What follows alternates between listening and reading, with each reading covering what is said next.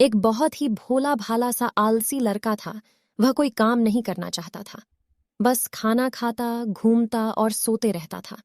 एक दिन उसे किसी ने बताया कि एक आश्रम है जहां पर कुछ नहीं करना पड़ता है और हर दिन 2 समय का खाना और नाश्ता मिलता है।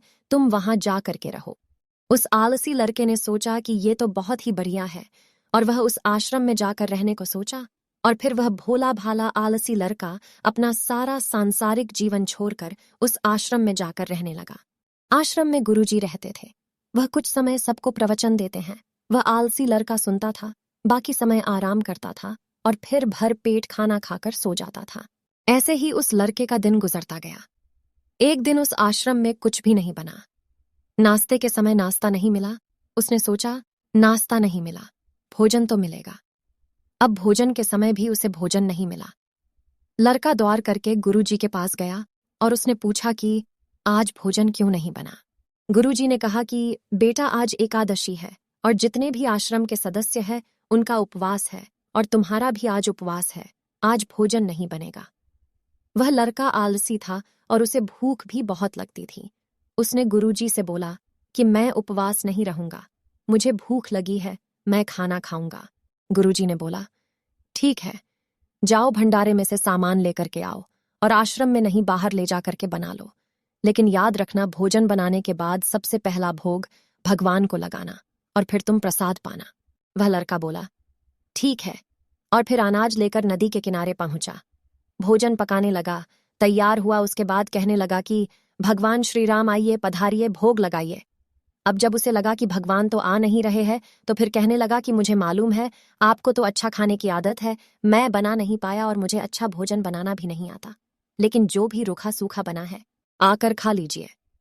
भगवान श्री राम उसकी सरलता पर बहुत ही प्रसन्न हुए और उस लड़के को दर्शन दे दिए। उसने देखा कि भगवान श्री राम आए हुए हैं और उनके साथ में माता सीता भी आई हुई है। लेकिन लड़के ने सिर्फ 2 लोगों के लिए ही भोजन बनाया था, एक अपने लिए और दूसरा भगवान के लिए। और अब क्योंकि भगवान के साथ माता सीता भी आई हुई थी, तो उसने उस भोजन को माता सीता और भगवान के सामने ग्रहण करने के लिए रख दिया।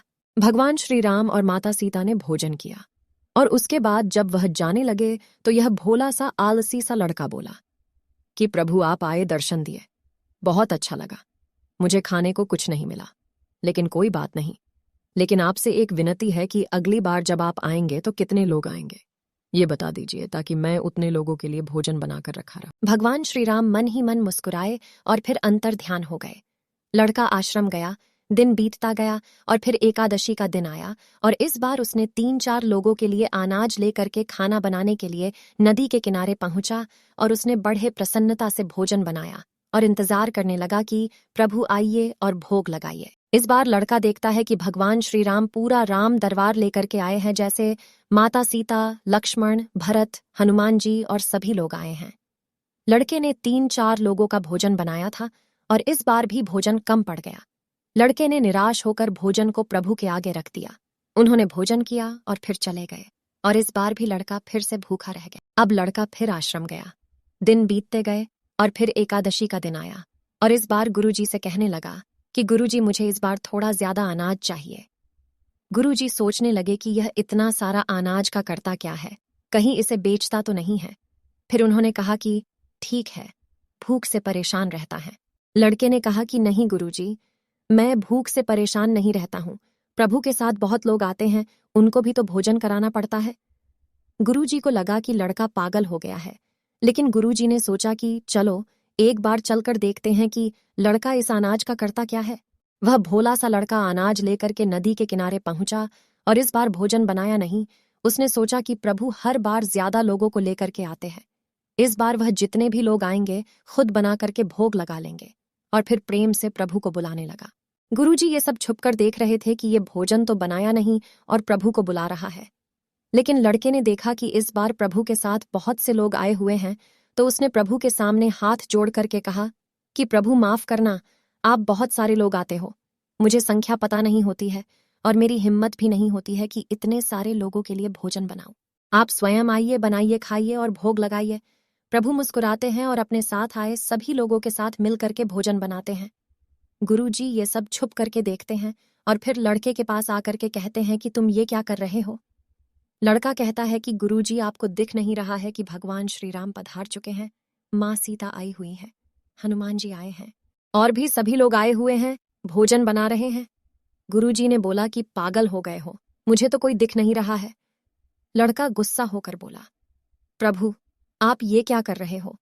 एक तो मुझे भूखा रखा है और गुरुजी को दर्शन नहीं दे रहे हो। आप मुझे पागल समझ रहे हैं। कृपा करके गुरुजी को दिख जाओ। भगवान जी बोले, नहीं, मैं इन्हें नहीं दिख सकता। लड़का बोला, क्यों नहीं दिख सकते? मेरे गुरुजी तो बहुत महान है, बहुत बड़े ज्ञानी और ज्ञाता है। भगवान जी बोले, हाँ, ज्ञानी और ज्ञाता हो गए, लेकिन तुम्हारी तरह सरल नहीं है। जो सरलता तुम में है वो तुम्हारे गुरुजी में नहीं है। लड़के ने ये बात गुरुजी से कह दी कि भगवान श्री राम कह रहे हैं कि आप में सरलता नहीं है, आप मेरी तरह सरल नहीं हैं, इसलिए आपको नहीं दिख सकते। गुरुजी की आंखें नम हो गई और रोने लगे कि और बोले कि बिल्कुल सही कहा, मेरे अंदर तुम्हारे जितना सरलता नहीं है। और फिर माफी मांगने लगे। फिर भगवान ने गुरुजी को भी दर्शन दिए।